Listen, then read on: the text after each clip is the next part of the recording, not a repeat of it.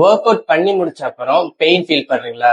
அது வந்துட்டு ஒரு மசில் சோர்னஸ்னால வருதா இல்ல இன்ஜுரினால வருதா அப்படின்றத இன்னைக்கு பார்க்கலாம்.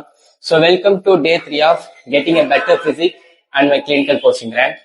இன்னைக்கு வந்து லெக் டே நல்லா தான் போயிட்டு இருக்கு. ஸோ இப்போ வந்துட்டு எப்படி மசில் சோர்னஸ்னால வர பெயினையும் ஸோ ஒரு இன்ஜுரினால வர பெயினை டிஃப்ரென்ஷியேட் பண்ணுறதுன்னு பார்க்கலாம்.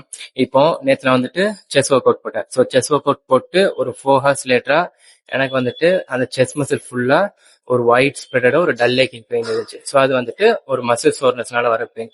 அந்த மசில் சோர்னஸும் ஏன் வருதுன்னா, ஸோ இப்போ ஒர்க் அவுட் பண்ணும்போது நம்ம மசில் வந்து ஸ்ட்ரெஸ் ஆயிருக்கும். அந்த ஸ்ட்ரெஸ்னால மைக்ரோ டியர்ஸ் இருக்கும். ஸோ அதனால வர பெயின் வந்துட்டு அந்த டல் லேக்கிங்கான பெயின் அந்த செஸ் மசில் ஃபுல்லா இருக்கும். ஸோ அது வித்தின் ஒரு 48 ஹவர்ஸ்ல சப்சைட் ஆயிடும்.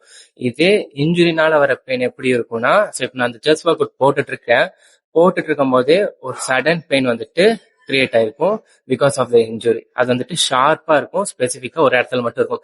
எய்தர் செஸ்ட் மசில் டியர் ஆயிருச்சுன்னா அந்த இடத்துல ஒரு ஷார்ப் பெயின் இருக்கும், இல்லைன்னா ஷோல்டர் ஜாயிண்ட்ல வந்துட்டு அந்த ஸ்ட்ரெஸ்னால ஏதாச்சும் இன்ஜுரி ஆயிடுச்சுன்னா அப்படி வந்து பெயின் இருக்கும். ஸோ இப்படிதான் அந்த ரெண்டு பெயினையும் டிஃபரன்ஷியேட் பண்ண முடியும். ஸோ இப்போ மசில் சோர்னஸ்னால வர பெயின் வந்துட்டு ஒரு 48 ஹவர்ஸ்ல ரெக்கவர் ஆயிரும். பட் இன்ஜுரினால வர பெயின் வந்துட்டு அந்த மாதிரி சப்சைட் ஆகாது. ஸோ அதுக்கு ஆக்சுவலான ட்ரீட்மெண்ட் வந்து பார்த்து எடுத்தாதான் நம்ம ப்ரோக்ரஸ் வந்துட்டு தடையெல்லாம் போயிட்டு இருக்கோம். இல்லைன்னா நம்ம ஜிம் ஒர்க் அவுட் வந்துட்டு பாதியில ஸ்டாப் ஆயிரும்.